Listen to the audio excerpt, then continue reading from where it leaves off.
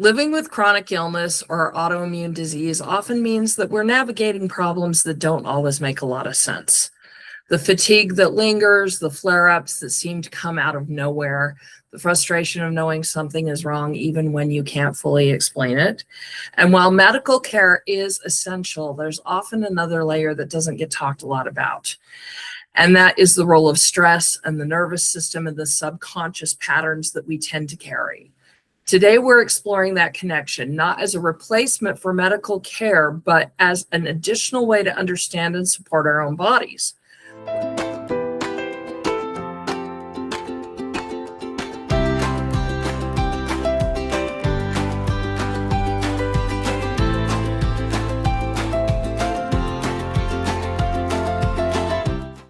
Welcome back to Autoimmune Adventures. We're joined by Craig Meriwether, a certified clinical hypnotherapist, to help us better understand what's happening beneath the surface and what we can actually do about it. Welcome, Craig. We're really happy to have you here today. Well, thank you so much. I'm excited to finally talk with you all and explain a little bit more about hypnotherapy. Awesome. Well, let's start out. For our listeners that might be new to this space, can you walk us through what hypnotherapy actually is and how it might support somebody who's living with chronic illness? Sure. So hypnotherapy is a umbrella term for a lot of different tools and techniques that help you access the power of the subconscious mind. There's nothing magical or mystical about this.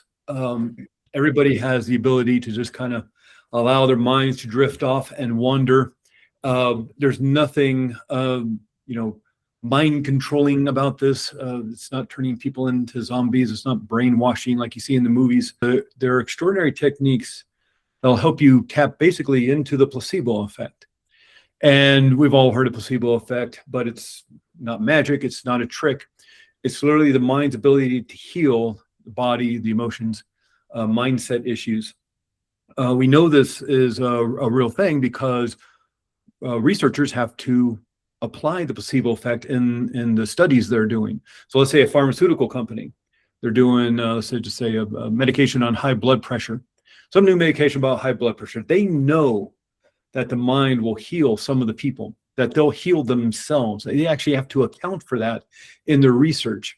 And so they have the two groups. They have the control group, the people that are going to get the sugar pill, and then they have the people who are going to get the real medication, again, because they know that people will heal themselves, and they may actually be influencing the people to heal themselves with the brochure they handed out about the study, with the website that people went to, with the office, the way it looks, the way it smells, with the white lab coats.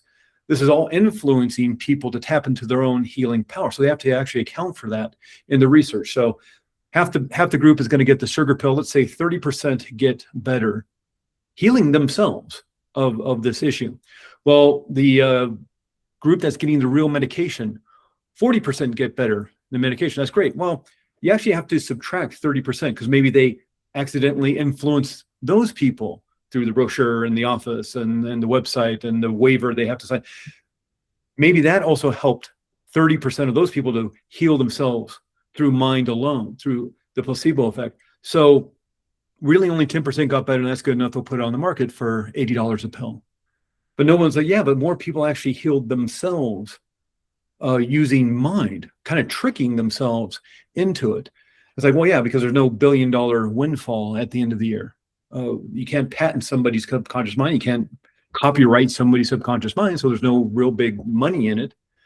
And so what has happened is mind has been used to heal the body. We know that's placebo effect. And these tools of therapeutic hypnosis help you access the subconscious mind, where patterns may have evolved over time, maybe through traumatic events that have happened in life, maybe last week, last month, maybe 50 years ago, maybe when you're a little kid, 2 or 3 years old. And they get stored in that subconscious part of mind, behind the veil in the unconscious part of mind. And what hypnotherapy can help do is quiet down that conscious level of mind. And you access that kind of filing cabinet in the subconscious mind, where these files of hurt and pain and trauma, and maybe the instructions on how to deal with danger in the world, which may actually have physical repercussions like inflammation and pain and high blood pressure and stress and feelings of anxiety and overwhelm. And so, and again, it's unfortunate that so many movies, so many TV shows, the Las Vegas shows where people are acting silly up on stage, they have taken these wonderful techniques and kind of twisted them into just moving a plot forward in a show. And really, there's nothing magical or mystical about this. A lot of people have maybe heard that there's only so many people in the world that can be hypnotized. That's not a thing. There's no taking away control over you. And so in those instances where somebody says, well, I tried hypnosis once and it didn't work, or I didn't go under, or I went to a testing site and they say I couldn't be hypnotized. Yeah, you couldn't be hypnotized in that situation. You didn't feel comfortable. You felt a little maybe out of control. And so you took your control back and say, no, I'm not doing this here and now. Maybe you didn't subconsciously even want to do the healing right then, or you didn't feel comfortable with the person or in the room or the situation you were in. You took back control. So this isn't taking away control. This is showing you how powerful you are. And even the word hypnosis, there's nothing scary about it. It's actually based on the Greek god Hypnos, who's the Greek god of sleep. Because back in the early 1800s, there was a doctor by the name of Dr. James Esdell. He was a surgeon. He was working in India, early 1800s. There's no fancy hospitals, no fancy anesthesia. And what he had learned is a deep trance state he could put people into, put them so far into a trance state that looked like they're in a coma. And so he could then, do amputations. He could then, cut people open and take out tumors and sew them back up, deal with war injuries and all sorts of things. Before, what did you have? You bite down on a stick, maybe knock you unconscious. But he learned these techniques to put people into a trance state. He brought it back to England. Some of the other physicians at the time started using these techniques.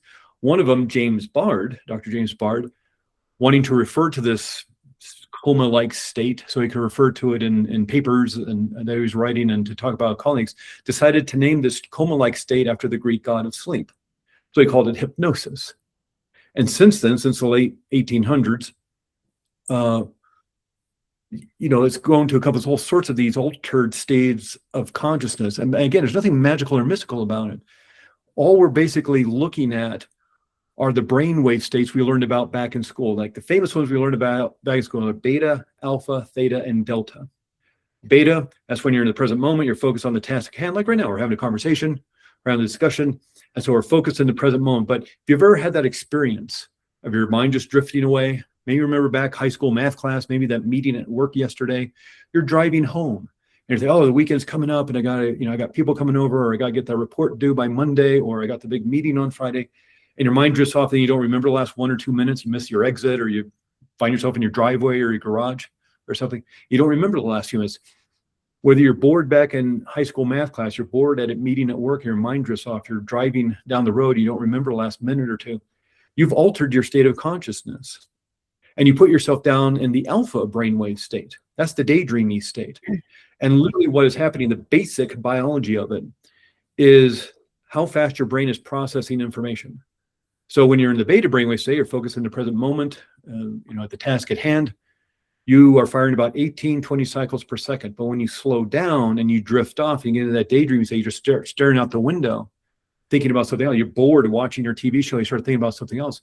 You slow how fast your brain is operating, you move into the alpha brainwave state, about 12 cycles per second. When you get into that really hazy, you're not really asleep, you're not really awake either. That's the theta brainwave state, 6 cycles per second. Then you fall asleep into delta. We do this at least twice a day, falling asleep and waking up in the morning. I'm guessing you probably do it 3 or 4, maybe 100 times a day as your mind just drifts off. That's the whole point of meditation, is keep your mind in this present moment because it's so difficult. And so all we do is do that on purpose. We put you in that alpha brainwave state on purpose. That's a whole trope of the, I don't have one here, but the pocket watch. Swinging the pocket watch, swinging the pencil. You are getting sleepy. It's Ferris Bueller's Day Off. You're the teacher who's boring all the kids. And that's the whole thing. Just stare at this pocket watch and finally you're just going, oh, Jesus. I love that you broke that down for us that way. Like the history is really fascinating. I had no idea about that. But then when you started talking about the surgeon, I was like, I think I remember hearing something about that a long time ago. Yeah. And I also like that. It's still called the Esdell state. They still use it. Yeah. Somebody's allergic to the anesthesia. There was a guy, you can look this up on Google. There was a guy, this was several years, this may have been 10 years ago at this point. There's a guy in Berlin who needed to have brain surgery. And I don't know if you know, but when your brain surgery, you're wide awake because they want to make sure they're not cutting, certain things of the brain, and they want to make sure you can still speak and have memories and things like this. And so you're wide awake when you're having brain surgery. Well, this guy couldn't do the anesthesia for whatever reason. Either he's allergic or whatever information they needed from him was going to get masked by the anesthesia, so they couldn't do that. And so they flew in a hypnotherapist from the medical school in Vienna, worked with him for a little bit, and he had brain surgery wide awake using only hypnosis. And that's a bone saw to the skull. Yeah. That's That's crazy. cutting the skull, that's bone saw, and so and that dude was wide awake. So imagine what you can do in terms of this. Now, this isn't a cure-all and a magic wand to anything, but you have the ability to tap into the placebo effect. So, and this is what this does. What are the blocks to that? What are the blocks to relieving the inflammation or even the physical pain? Go on YouTube. I don't know why people do this, but they put their videos up of them getting the root canals and things using hypnosis because they're allergic to the lidocaine or the Novocaine. They're using mind to turn down the volume knob on pain so they can wide awake get dental care. I've done that. I've had friends give birth that way. Yeah, that's what I was Yeah, going to yeah. say. I gave birth that way, and it was Yeah, you get wild. certified. Yeah. Yeah, it's I mean, crazy. I didn't have a doula, I didn't have a coach with me, but I had practiced, and I got into a headspace at one point where I felt like I was outside of my body. It was wild. It was wild. So a lot of implications for people living with chronic pain. I think we have a large audience of people with autoimmune disease and chronic illness who sometimes feel like they've tried all the usual things, the medications, the diets, whatever, and they're still not getting that relief, especially in regards to the pain. Could you maybe go into that a little bit more about how that can help with chronic pain and chronic inflammation? The issue around pain is that a signal is being sent through your nerves to a certain part of your body as a warning signal that there's a problem. Now, this is a good thing.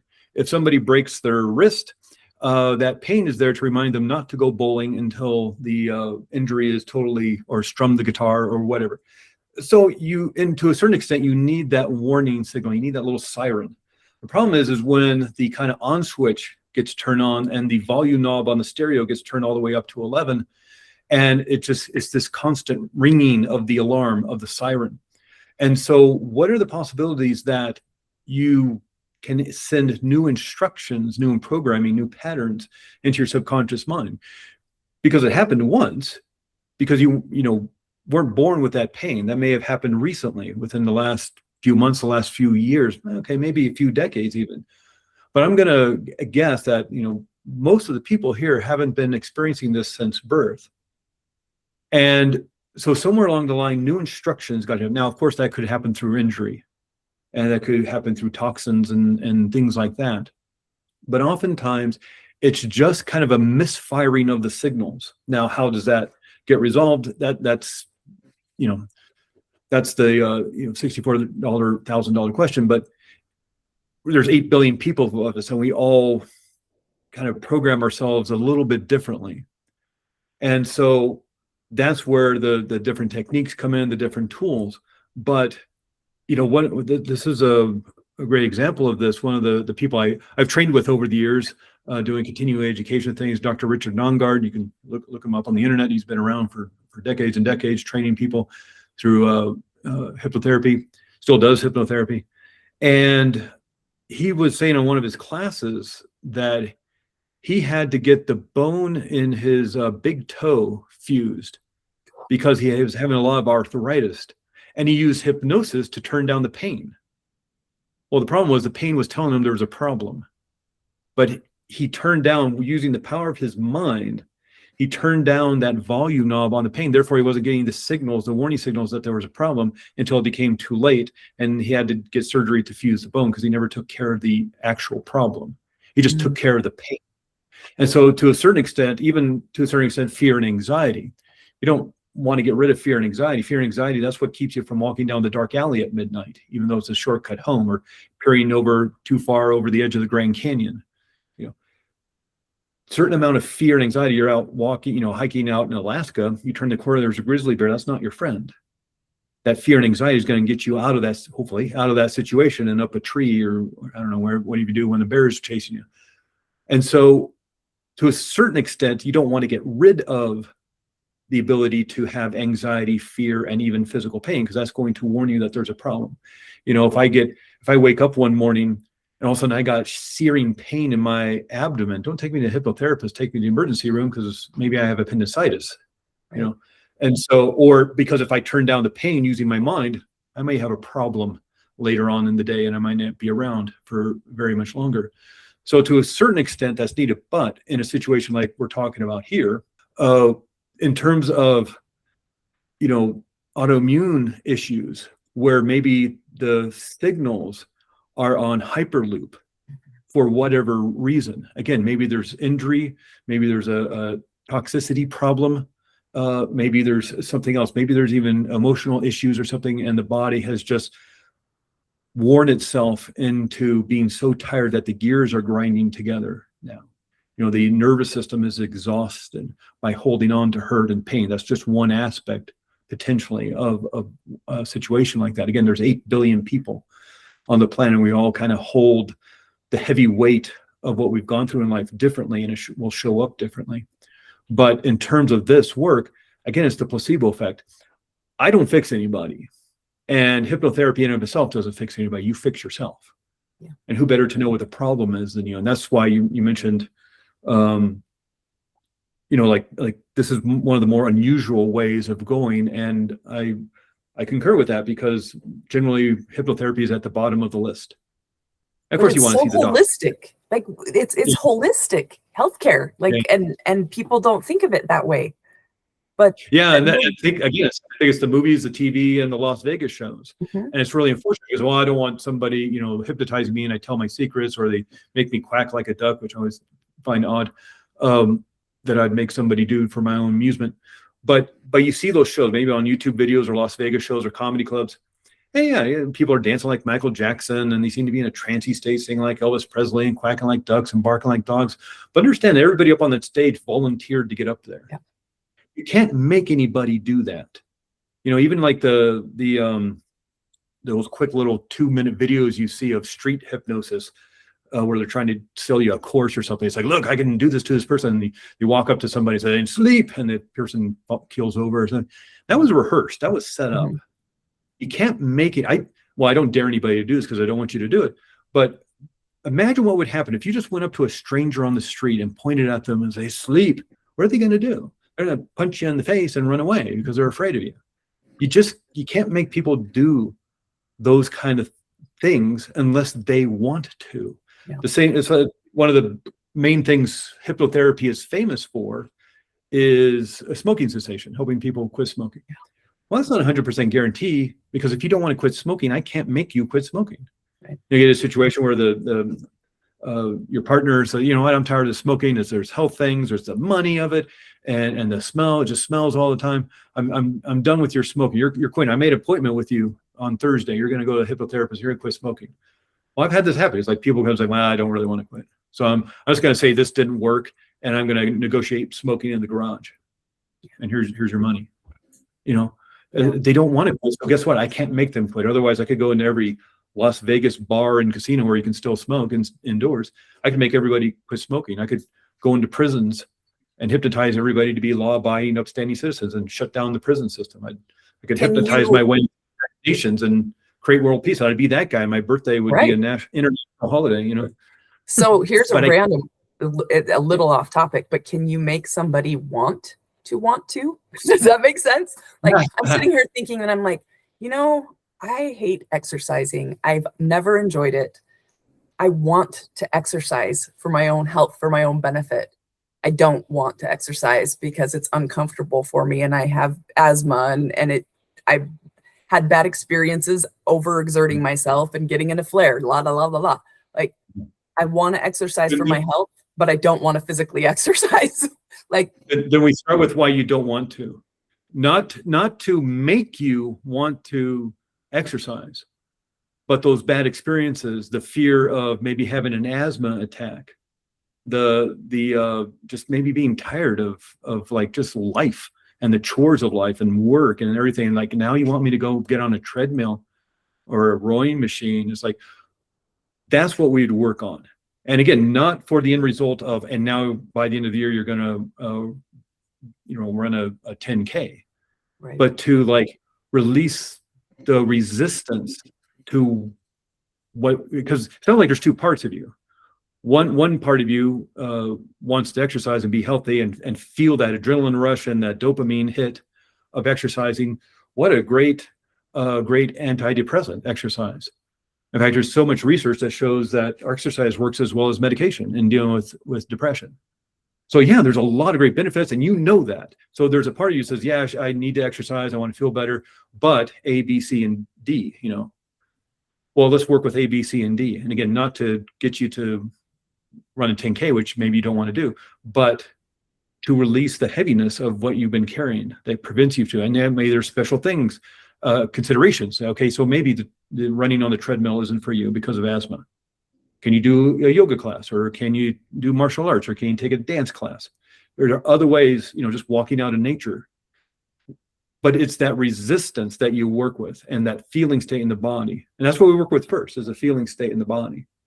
That makes sense, because we talk to our audience all the time about how we need to be very aware of our bodies and what they're trying to tell us. And Yeah. I think that hypnotherapy is another way to communicate with your own body, right? And our audience in particular, I'm imagining a lot of people resonate with my feeling of, I know I need to be doing A, B, C, D, but I'm exhausted all the time. I'm in pain. I don't really want to go to the gym when I'm hurting and exhausted already. You know what I mean? I know that living with chronic illness, that is a huge problem for people living with chronic illness. Yeah, the exhaustion is real. And that may be step number one, getting the rest. Instead of hiking the mountain or running the marathon or lifting, doing, 20,000 push-ups or whatever, maybe it's resting the body first. Because this has happened a handful of times where, and you can do this anywhere. You sit up in a desk chair like this over Zoom. I do most of my sessions over Zoom nowadays because people are so comfortable and at rest and at home. And but if they're in the office and they sit down the recliner and they kick back and they close the curtains and want to make it a restful, relaxing environment, they're finally giving themselves permission to rest, and they'll actually fall asleep because they're tired. It's not that they can't go into hypnosis. It's that they have finally given themselves permission to rest in this safe place. And their body takes it and goes, okay, what I really need right now is sleep. And maybe I'd let them sleep for 15, 20 minutes, and then we continue on, wait for that to cycle out, and they have a nice power nap. And then we go back to what we're doing. And we just have a bit of a longer session because we took a tad bit of a break in the middle of it. I really love that, because you're talking about fatigue, which is something that we with autoimmune disease just naturally have. It's a constant state of being. So I love that you respect that that's going to be what you see when it comes in the office. Someone comes in, they have fatigue, especially if they're in pain, and then they have brain fog. So I'm curious about this. We struggle with autoimmune disease with our self-confidence, our sense of self. And you've talked a little bit about that. Could you explain to us how working with the subconscious mind helps people rebuild that in themselves? Maybe build that up and make them feel a little bit better? Yeah. And that's one of the issues I see a lot of people for, and give you some insights about this work. Probably 80% of the people I work with are late 40s and older, because I think you get to a point in life where you're exhausted and you're tired, your nervous system is fatigued, and you've done everything else. You've done the years of talk therapy, you've done the EDMR, and it's helpful and it'd be very healing, those things. But sometimes it doesn't reach that core issue because it's kind of hidden behind the veil of the subconscious mind. And the big issue with this work, and why I like this work, because I did it myself from healing my own anxiety and depression issues, and then just kind of slow dripped into learning more about consciousness and healing. And I got to talking about depression and writing a book about depression, and one thing leads to another kind of thing. But in terms of this work, the main job of the subconscious mind is to keep you safe and protected, and for survival. It wants you surviving. That doesn't mean successful and happy. It wants you safe and protected and to survive. That's its main job. And one of the ways it does this is it holds on to that old hurt and pain, and it influences your worldview, not only of the world, but of yourself and what you feel. And I'll get to a really interesting story about this in a second. But that's the main job of subconscious mind. But it's also, of course, it's running your immune system, running your digestive system when you eat lunch and eat dinner and breakfast. It's taking a day-old baby to that of an adult. And we don't have to think about these things. If you get a cut on your finger, you don't have to think about it. It knows that there's a cut on the finger of the left hand of your index finger, and doesn't send the emergency aid to the pinky finger of your right hand. It knows what the problem is. If you ever had that issue of or that thing where somebody's like, "Hey, how'd you get that scrape on your arm?" I'm like, "Oh, I have no idea. What is that?" And it's like your subconscious mind knew there was a problem, started the healing process before you were even consciously aware of it. If somebody goes off skiing in Alaska and they go and break their leg, yes, they're going to go to the doctor, get an x-ray, put a cast on it, but the cast isn't healing the leg. It's keeping it steady and stable. The body, through chemistry of the brain and the mind, are healing that. And it knows the leg is broken, not the right arm. And so it knows what the problem is, and it knows what to do about it. And so, yes, it's growing our hair and growing our fingernails and holding on to those habits, like tying our shoes and driving a car and riding a bicycle, walking down the street. All things we didn't know how to do at one point and were very difficult. Now they're just easy because they're patterns we have installed into subconscious mind, learned and trained for. But the main job of the subconscious mind is to protect us and keep us safe. But one of the big issues of being a human being is that the mind can't tell the difference between what's real and what's imagined. Probably have heard this before. And this is most noticeable when somebody's having a nightmare in the middle of the night. It doesn't matter how realistic it is. Maybe it's a PTSD dream a war veteran's having, and they're back in combat on the front lines, and it's extraordinarily frightening. But the war was 40 years ago. They're sound asleep, safe in bed, but yet their bodies and minds and brains think they're in the war zone. Maybe it's something super ridiculous, like a cheeseburger chasing you down the street, throwing coconuts at your head. It's dumb. It's never going to happen. But your mind, in that instance, its main job is to keep you safe and protected, thinks you're under attack, and will turn on the defense mechanism. It has this shoot first, ask questions later safety protocol, and will turn on the safety defense. And the brain, the mind will tell the brain to start creating that adrenaline and cortisol, dumping down in your bloodstream. Your heart starts racing. You get the big muscle of your arms to fight, big muscle of your legs to escape. Starts training on the power of your immune system, your digestive system, because you want that energy to armor yourself. You start breathing shallowly to get quick oxygen.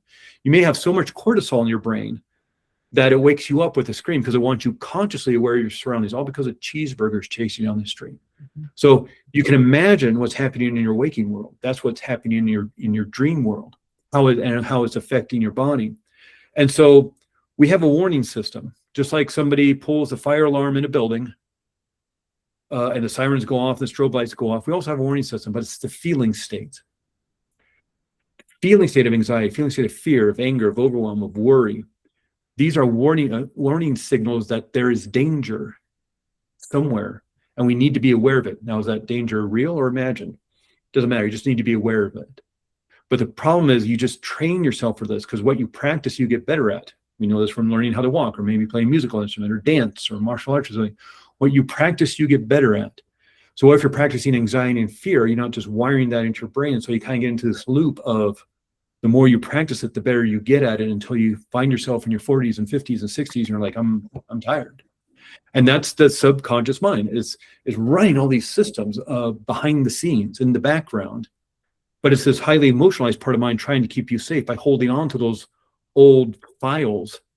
And if anything comes into your world that kind of triggers one of those files, you'll get the warning signals, very highly emotionalized. The conscious level of mind, that's the logical mind, the analytical mind, the mind that creates your goals and plans to achieve your goals, and the plan for the week, the plan for the year, your 5-year plan, the willpower to go after that. But what neuroscience tells us is that conscious mind only makes up 5% of mind. Subconscious mind makes up 95% of mind. So when there's conflict between the logical mind and the emotional mind wins every time. That's why none of this has to make any sense. That's why it can be so frustrating that after years and years of talking about it, logically analyzing the situation with another person who's logically analyzing the situation, and you're still in pain and you still hurt emotionally because you don't know why. Well, your subconscious mind does. It's holding on to the file. And there's where the power comes in. Because you're the one who put that file in there. It's not to say it was your fault. It's not to say it was fair. It may have happened when you were a child. And through a very unsafe, traumatic situation at home or at school or somewhere else. It wasn't your fault. And maybe the way you set up the safety protocols on how to keep yourself safe was the best thing you could have done as a child, to hide and keep yourself small and keep your voice low. That may have been the best thing you could have done as a child. That just doesn't work when you're 30 and 40 and 50 years old. But the instructions are still using. So until you change the instructions, nothing's going to change. And here's the empowering part. You're the one who put those instructions in there. Yeah, maybe as a child, unconsciously through a traumatic event, but you're the one who put them in there. So if you're the one who put them in there, you're the one who can take them out. And that is very empowering. Kind of with that in mind, would you be willing, is there maybe a small exercise? I know it usually helps with hypnotism. It helps to have somebody there with you, coaching you through it. But is there something that you could share maybe with our listeners that is something small they can do when they find they're living in that anxiety and stress? Yeah, absolutely. This is a really simple exercise. Now, if you want to join in, you can do this with us. It'll take about 5 minutes. And I'll just kind of walk us through it and explain it. Very simple, very easy exercise. If you're listening to this while you're driving a car, of course, don't do this. Wait until you're you're pulled over, you're back in your house, clock where we are in the interview, and come back to this. But this is an exercise called 3, 2, 1 reset. And the 3 stands for 3 slow, easy breaths, because that's the great regulator of your nervous system, the breath. And I know it's obnoxious when somebody's anxious or they're stressed and someone tells them to take a deep breath in. Why don't you just take a breath? It's like, that's actually the best thing you can do, because when we're stressed, we have a tendency to shallow breathe in the top part of our lungs. We want quick oxygen to the big muscles of our arms. The lungs are huge. Like your heart's about the size of your fist or so, your stomach's about the size of your fist or so, but the lungs are huge. Why? Because we need that much oxygen. This brain of ours, it's like 2% of your body mass. It's like 3 pounds of your overall body weight. Takes 20% of the energy and 20% of the oxygen you breathe in. So the more oxygen you can breathe in, the more oxygen you're actually fueling your brain for calm, rational thinking. You're not breathing well, you're not fueling your brain. And you can get that brain fog, get that fuzzy thing, and get that tunnel vision. So what's the kind of response to that? The resolution is a deep breath into your belly. And, we have a tendency to tighten our stomach muscles because the rib cage here is for the heart and the lungs. But the only thing protecting the vital organs of the abdomen are the muscles. So the muscles will tense up. And of course, we want to look at the wedding. We want to look at high school reunions. So we suck it in, and we want our pants to fit, that we haven't been able to fit into for 20 years. And so we suck it in, and we practice that, sucking it in. You need to expand and let it go. And that may feel a little uncomfortable ego-wise, but it may be to even practice letting go of those muscles. You may want to lie down on the floor at some point. And I know it seems ridiculous to practice breathing, but just practice letting go of those stomach muscles and open up the diaphragm, flatten out the diaphragm, and then you get air into the bottom of your lungs. Thank you. And so breathing in deeply. The other thing with the deep breath, of course, you're exhaling out all the trash and the garbage and the toxins and the carbon dioxide, breathing in oxygen. We have this vagus nerve. And by stimulating activating the vagus nerve, we create vagal stimulation. And the vagus nerve is very important because it's a big part of the parasympathetic nervous system, the relaxation response. So we have like 12 nerves come out of here. That's the thing when you touch a hot pot, signal goes up a nerve into your brain, says let it go, goes back down, you let it go. Your body is telling your brain there's a problem. Well, the vagus nerve, vagus is Latin for wanderer because it attaches to the eyes, to the ears, to the muscles of your jaw, goes attached to your vocal cords, attached to your heart, to your lungs, and to your gut. Again, a big part of the parasympathetic nervous system, the relaxation response. Deep, slow, gentle, rhythmical breathing signals the vagus nerve to activate, and therefore you stimulate the parasympathetic nervous system, the relaxation response. This isn't hard. It's really easy, but you have to do it. You have to be aware enough, and that's where this kind of the mindfulness comes in, the mindfulness meditations of what's going on in your body and breathing deeply. So that's step one.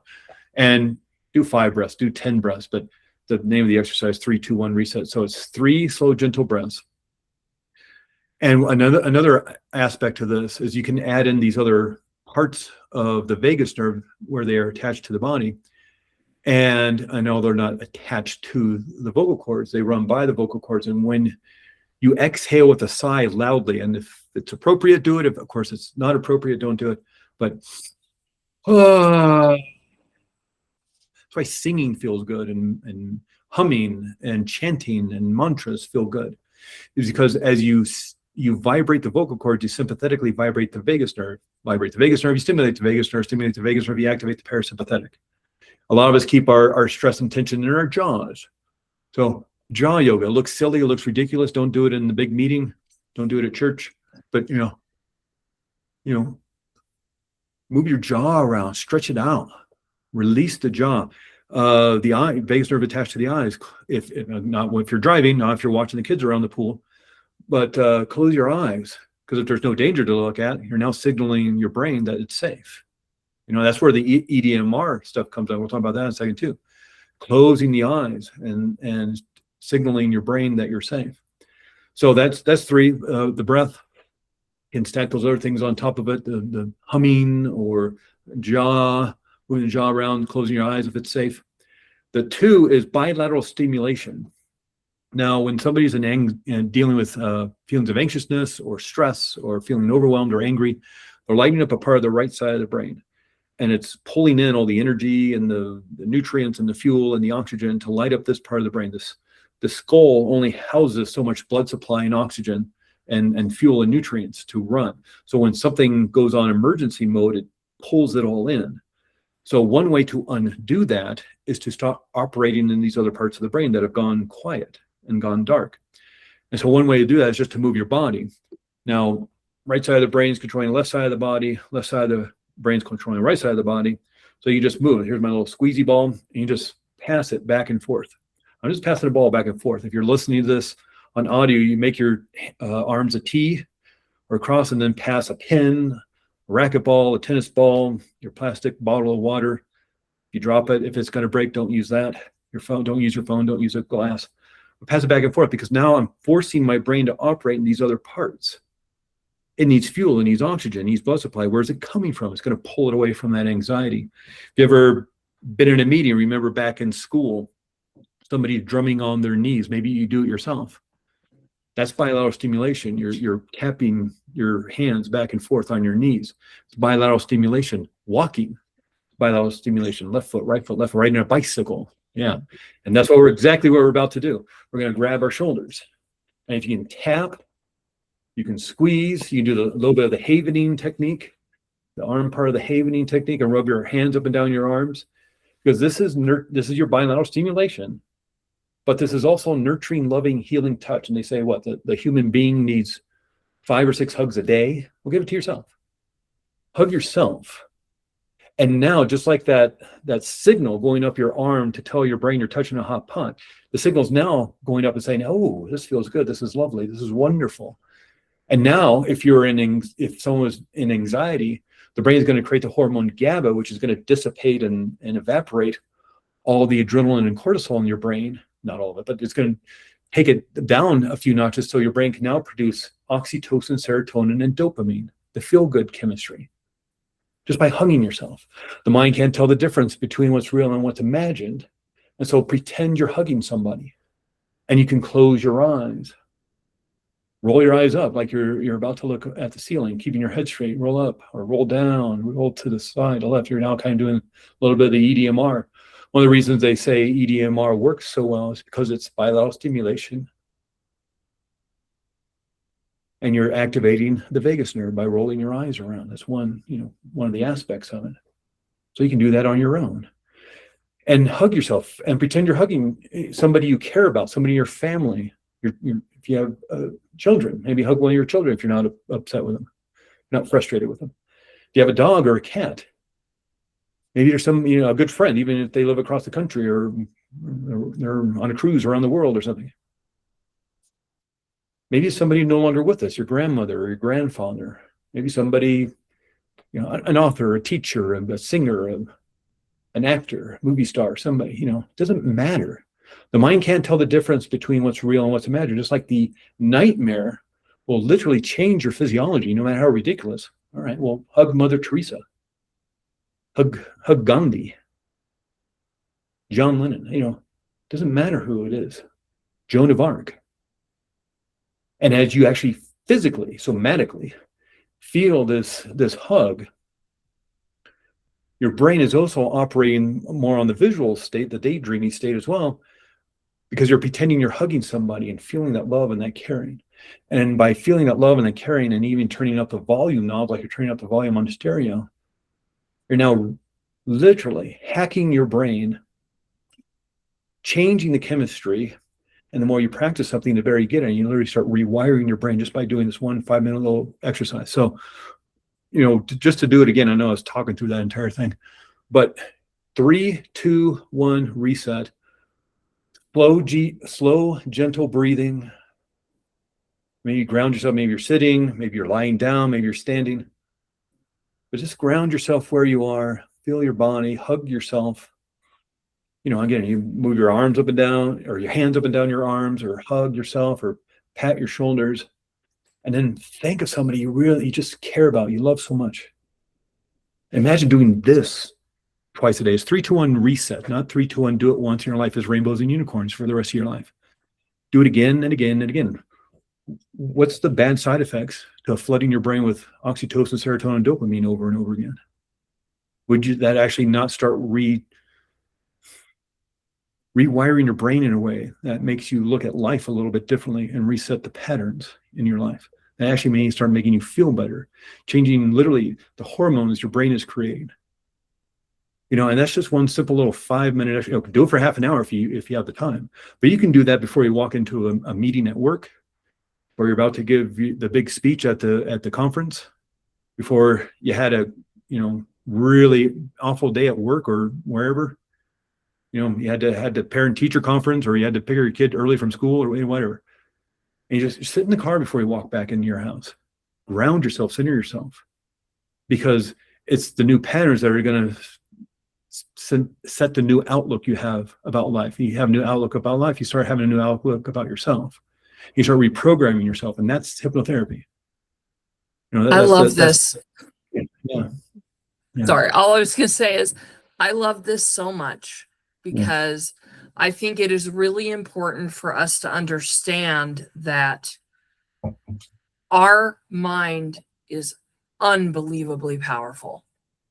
Yeah. It has the ability to change the way that we perceive everything around us.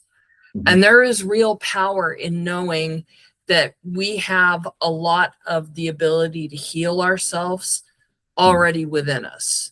Yeah. We just have to channel into it. Yeah. Really quickly, could you let us know, because we would love to know more, could you let our listeners know about your book and where they can find you on the internet or wherever you're easiest to find? Yeah, so probably the best way to find me is just the website. It's craigmeriwether.com. I know Meriwether has a lot of variations in spelling, so you can just go to releasethepast.com. I'm happy to talk with people. I do most like my work over Zoom, like I said, just like this, because people feel relaxed and comfortable in their homes. And happy to talk with anybody about, I can go on and on and on about things. So that's great. We will include all of those links in our show notes. Yes, we will. And we loved hearing all about this. We love digging deeper into this subject matter. I think that it is incredibly powerful medicine for people that are living with chronic illness. This is, if you have heard of hypnotherapy, but you thought it was woo-woo or whatever, this is your sign to do a little research. Look up Craig. Like there are so many things that you can do that are in your power to put yourself in a place of peace and to help your body heal. I think that the more you practice doing this kind of stuff, the more you're going to see the benefit of it. I think the more powerful it becomes. It should be a practice. Like you said, it's not a one and done situation. So thank you so much for joining us, Craig. We really enjoyed it. And to our audience, I hope that you learned something new today. Please remember that you are worthy of joy. Disease does not define your life. You do.